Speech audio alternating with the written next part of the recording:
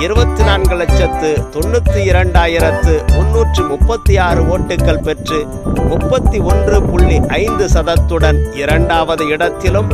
அமமுக தனித்து நின்று 21,34,810 வாக்குகள் பெற்று மூன்றாம் இடத்திலும், நாம் தமிழர் கட்சி 18,49,077 வாக்குகள் பெற்று 3.99% நான்காவது இடத்திலும்,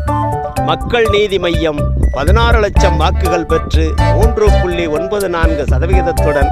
ஐந்தாவது இடத்திலும் உள்ளன. 2014, 2019 இரண்டு தேர்தல்களிலும் கட்சிகளை ஒப்பிட்டு பார்த்தால் அதிமுக தனியாக நின்று 2014 தேர்தலில் வாங்கிய ஓட்டுக்களை 2019 தேர்தலில் கூட்டணி அமைத்தும்